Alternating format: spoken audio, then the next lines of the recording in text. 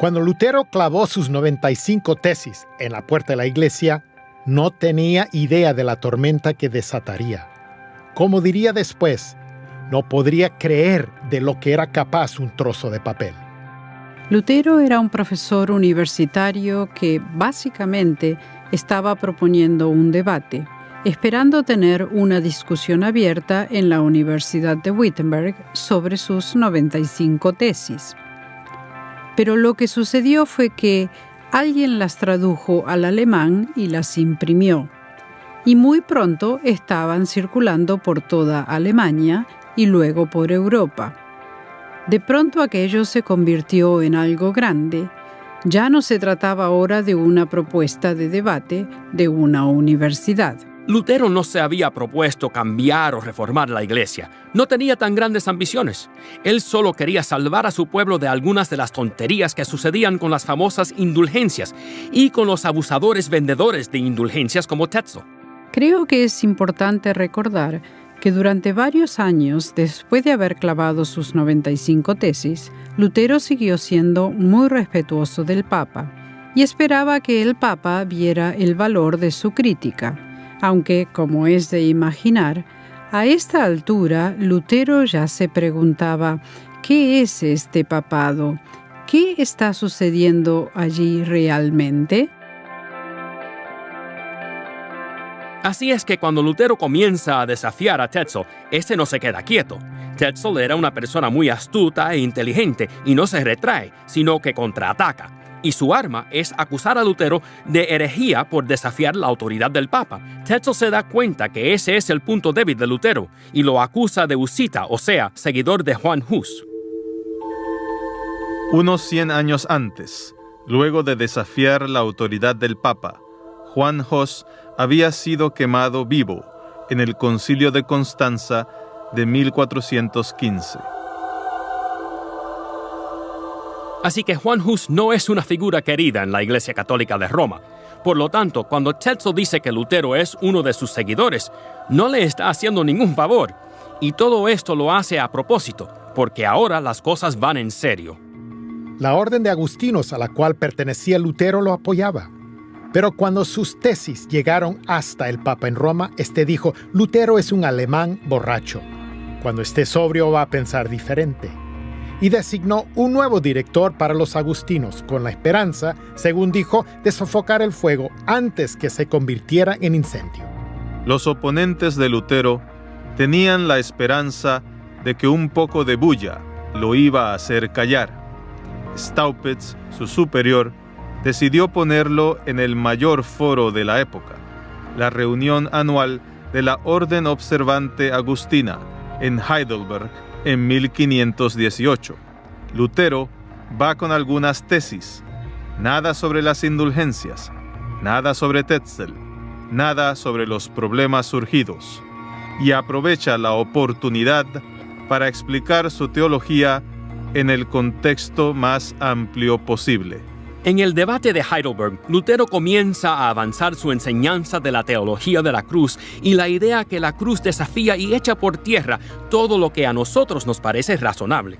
Incluso llega a desafiar la idea que de alguna manera podemos ganarnos el perdón de Dios o que nuestras buenas obras cuentan delante de Dios. Está comenzando a ver nuestro quebrantamiento, que es nuestra realidad, y nuestra necesidad del perdón de Dios. Así que algo significativo ha sucedido incluso en ese periodo de tiempo entre las 95 tesis y el debate de Heidelberg. Lutero rechaza toda clase de triunfalismo, las obras de justicia y específicamente el hacer lo que dicta la conciencia. Cada vez es más evidente que Lutero va a desafiar las prácticas de la Iglesia y no se va a conformar con solo cambiar algunas cosas, sino que va a demandar un cambio drástico de toda clase de cosas que han penetrado en la Iglesia. En cierto sentido, Lutero comienza por una cosa y se encuentra con miles más. Va a ser mucho más grande de lo que jamás podría haber imaginado, y eso es lo que está comenzando a ver. Y es por ello que el debate de Heidelberg y las tesis de 1518 son mucho más significativas que las 95 tesis de 1517. El Papa León X designó a Prierias, un erudito dominicano, para que dirigiera una comisión que respondiera a Lutero. Los dominicanos y los agustinos eran rivales, por lo cual Lutero y Prierias intercambiaron cartas no muy amigables. Lutero era un buen escritor y tenía un humor especial, por lo que le aconsejó a Prierias que no hiciera el ridículo y dejara de escribirle. Prierias no era un cualquiera, sino un alto oficial de Roma, por lo que las cosas empeoraron cada vez más. A esta altura, el Papa no toleraba más las enseñanzas de Lutero y ya no le tenía paciencia, por lo que exigió que el elector Federico el Sabio, quien era responsable por la Universidad de Wittenberg, le llevara a Lutero, el hijo del diablo. Federico el Sabio quería que Lutero tuviera una audiencia justa, y eso solo podría darse en Alemania. Así que el Papa envió a Augsburgo al cardenal Cayetano a entrevistar a Lutero y a tratar de disuadirlo de su perniciosa herejía. La audiencia no fue un debate de nada, porque Cayetano simplemente dijo: Martín Lutero, debes ceder inmediatamente en todos estos puntos. Pero Lutero no se retractó y no hubo más discusión. Lutero quedó entonces en un estado indeterminado. Una noche emprendió el regreso a caballo a la seguridad de Sajonia, llegando a Wittenberg el 31 de octubre de 1518, el día del primer aniversario de la publicación de sus 95 tesis. Federico el Sabio hizo que Lutero se reuniera con Karl von Milstitz, un representante de Roma, quien debía coordinar su misión con la de Cayetano. Pero cuando llegó allí, Lutero ya se había reunido con él en Augsburgo. Esto demoró el proceso contra Lutero. Federico hace que Lutero vaya entonces ante Milstitz y le diga: voy a cooperar, no voy a decir nada contra mis oponentes si ellos no dicen nada contra mí. Pero no se retracta. Más tarde le escribió al elector: con gusto me retracto si me dicen en qué estoy equivocado. En el verano de 1519, Lutero participa de otro debate en Leipzig, esta vez con un ex amigo, John van Eck, profesor de teología de la Universidad de Ingolstadt. Los debates de esa época no eran como los debates presidenciales de ahora, en los cuales una misma pregunta se contesta de dos maneras diferentes. En este caso, el debate duró 18 días. Fue un proceso interminable en el cual Eck muy sabiamente llevó a Lutero a admitir que no todas las enseñanzas de Juan Hus debían haber sido condenadas por la Iglesia. A Lutero se le había ido la mano, concordando con algunas doctrinas que había enseñado Juan Hus, un hereje que había sido quemado vivo 100 años antes. Y así empiezan a elevarse los gritos: ¡muerte a Lutero, el Hus sajón! Al final del debate, Lutero y Karlstadt regresan a Wittenberg y queda en manos de las escuelas teológicas, incluyendo París, decidir quién lo ganó. El resultado dado por dos facultades teológicas católicas favoreció a Eck, pero la opinión popular favoreció a Lutero. Eck viaja a Roma para obtener una bula o decreto papal declarando hereje a Lutero. En la historia del cristianismo, muchas cosas han sido llamadas como las llamamos hoy, pero a modo de burla. Eck comenzó a llamar de luteranos a los seguidores de Lutero a modo de burla, pues no seguían la autoridad del Papa. El debate de Leipzig fue significativo por varias razones. Hasta ese momento, Lutero había hablado mucho sobre las indulgencias y el sacramento de la penitencia, pero ahora el debate de Leipzig presenta el tema de la autoridad, y Lutero es llevado a negar que el Papa o el Concilio fueran la autoridad final de la Iglesia.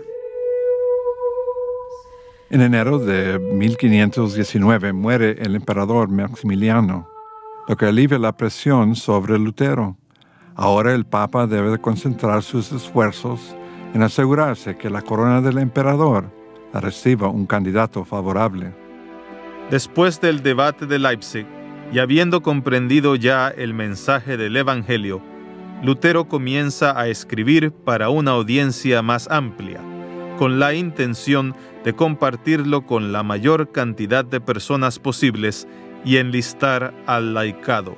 Son todas tesis doctrinales importantes de su teología que todavía hoy estudiamos. A esta altura ya se da cuenta que la Iglesia necesita una reforma, pero no la quiere, por lo que no va a producirse a partir de la jerarquía de Roma. Así que, entre otras cosas, escribe un tratado sobre las buenas obras, para mostrar que no está en contra de ellas, y otro tratado a la nobleza cristiana de la nación germana. En él hace un llamado a los príncipes de la nobleza cristiana a que intervengan por el bien de la Iglesia. Dice, muy bien, si el Papa no lo hace, háganlo ustedes príncipes. Y hacer algo así era un escándalo en ese tiempo. También escribe El cautiverio babilónico de la Iglesia, sobre el tratamiento del sistema sacramental de la Iglesia. Y finalmente, en una nota más positiva, escribe su tratado sobre la libertad del cristiano. Todos ellos en el año 1520. Mientras tanto, Eck y otros en Roma escribían documentos que el Papa enviaría a Alemania. Se llamaban bulas, porque llevaban el sello papal, y en latín la palabra bula significa sello. Eck regresa a Alemania con la bula papal en mano. La misma dice que Lutero tiene 60 días para retractarse, o de lo contrario, será excomulgado. El Papa emitió la bula en junio de 1520, pero Lutero no la recibió hasta octubre. 60 días después, en diciembre de 1520, Lutero quemó públicamente la bula junto con la ley canónica de la Iglesia Católica. A esta altura, Lutero creía que iba a ser quemado vivo, así como Juan Hus. Carlos V, que solo tenía 20 años de edad cuando se convirtió en emperador del Imperio Romano, tenía muchos problemas. El más urgente era la posible invasión de los turcos, para lo cual necesitaba al ejército alemán. Y si bien tenía problemas políticos con ellos, también tenía que lidiar con Lutero. Para ello, convocó a los electores y príncipes del imperio de las naciones germanas a una dieta o asamblea en la ciudad de Worms en 1521. A esa altura, Lutero ya había sido excomulgado.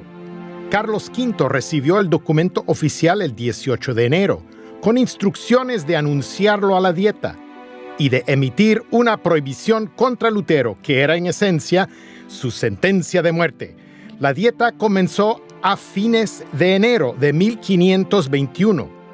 A principios de febrero, Carlos V presentó en ella la prohibición contra Lutero, pero condenar a Lutero sin una audiencia podía producir un motín. Así que la retiró y convocó a Lutero ante la dieta. Cuando sucede esto, su príncipe elector Federico se preocupa por la seguridad de Lutero. Hasta era cuestionable si llegaría a Worms sano y salvo. Así que Federico se dirige al emperador Carlos V para pedirle un favor. Después de todo, siendo uno de los electores del imperio, él lo había elegido como emperador. Y así obtiene un salvoconducto para que Lutero fuera a la dieta de Worms. Cuando Lutero llegó a Worms el 16 de abril, se encontró con multitudes que le aclamaban. A esa altura ya era muy popular y famoso en toda Alemania. Lutero había conseguido detener el flujo de oro que pasaba a través de los Alpes para alimentar a Roma. Y hasta era un héroe para muchos católicos romanos. Y así fue recibido, como si hubiera llegado el Hércules germano. Esa escena quizás haya sido la más importante que podamos encontrar en la historia del segundo milenio. Pues no solo están representados los poderes seculares por el emperador Carlos V y todos los príncipes, tanto católicos como luteranos en Alemania, sino que también están todos los representantes de la Iglesia. Fue una ocasión excepcional. Sin embargo, el caso Lutero fue descartado para las 4 de la tarde del día siguiente, porque creyeron que no era importante comparado con los grandes asuntos del Imperio Romano. ¡Qué poco sabían!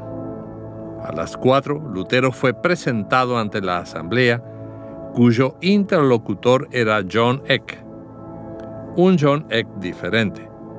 Señalando una mesa llena de libros y escritos, Eck dice: «Doctor Lutero, ¿son suyos?». Dándoles una rápida mirada, Lutero responde: «Creo que sí». Eck le pregunta: ¿va a negar ahora, delante de esta asamblea, todo lo que ha escrito? Y Lutero dice: «Quiero dar una buena respuesta. ¿Podría darme tiempo para pensar?». «¿Más tiempo para pensar?